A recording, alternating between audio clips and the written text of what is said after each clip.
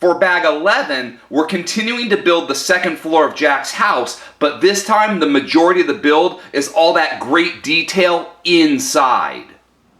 I am loving the build for the second floor of Jack's house. Now, for the actual structure itself, we're pretty much just building like the front and back walls to the attic. But in the front, you know, you'd expect to have these little slope pieces along the edges to get that slanted roof. But like those details that I love is they use this graded windowsill piece with those yellow window glass behind it. And then I love these tile pieces. They look like, you know, boards falling off a building. And, you know, you get these long ones, and but the 1x3s that are going straight. And then you get some slanted curves here. But in the center here, these 1x3 tiles are just put on one stud. So you can kind of move them so they're not straight. And it looks like they might actually fall down at any moment. And then another fun little detail is that the front of the house is actually like one brick size lower than the back. And then on the roof of the attic, you can see we're gonna have two more of these wreaths hanging over both rafters.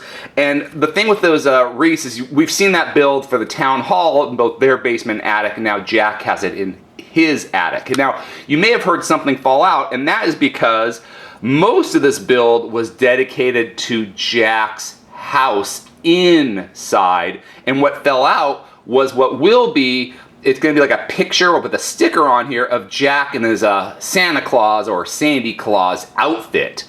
But that goes like on a little shelf here leaning against the wall. But I'm going to re-angle this camera so you can better see what's inside. I took the roof off so we can get more lighting and just a better view of the inside. But here you can see that book that will have Jack Skellington in his Santa Claus outfit when we put the sticker on, the little shelving on there.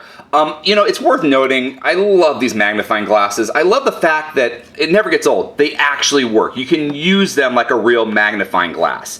Now, along the wall, we're gonna see a bookshelf with, you know, the typical side build of 1x2 plates and tiles. They're just going sideways to make it look like the spines of the book. We also have a goblet for Jack to be drinking from as he's studying Christmas. And then on the side here, on the bottom of the table, you can see a nice cookie for Jack to eat, so he's not gonna get thirsty or hungry while he's locked up studying Christmas. And probably my favorite build in this is against the wall, this telescope build for him. I want to take a moment just to look at that telescope and how it was built, because it's just a cool design. Now, on the bottom there should be two of these 1x1 round plates, but one of them stuck onto the base in the back, and I didn't want to knock everything down getting it out. So there should be two there.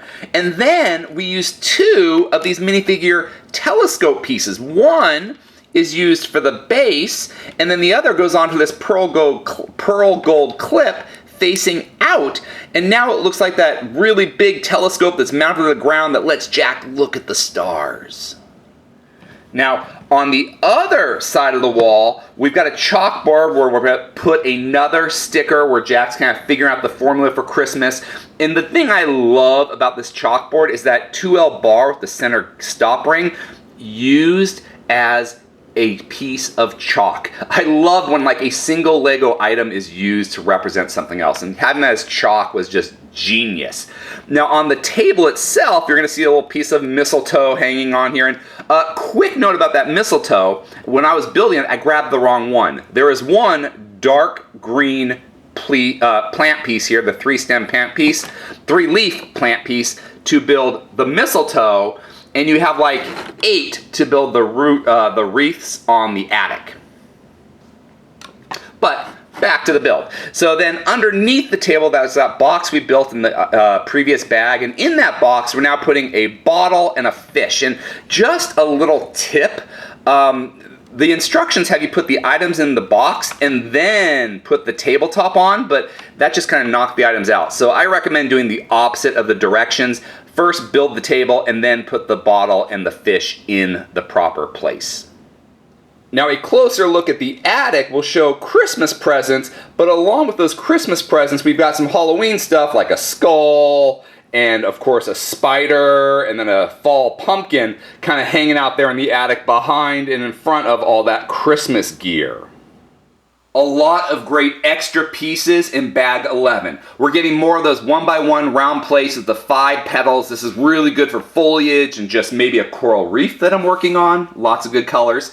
Also, the 1x1 round plate with open stud, very common, but that gold color is amazing for mock work. You don't get it that often, so I always love gold pieces. That 1x1 round plate with the 1L bar, again, kind of a common extra piece, but always great to get it in this reddish brown color because I love those micro builds, and this reddish brown is good for wood. So a really good micro build piece in reddish brown. Always love getting a printed tile piece. And then maybe my favorite piece from this extra set is this 2L bar with that center stop ring. Now, we get that piece a lot, but I don't have many in white. So to get it in white is really cool. If you enjoyed this video, please subscribe or check out some of our other videos. Until next time, let's keep building together.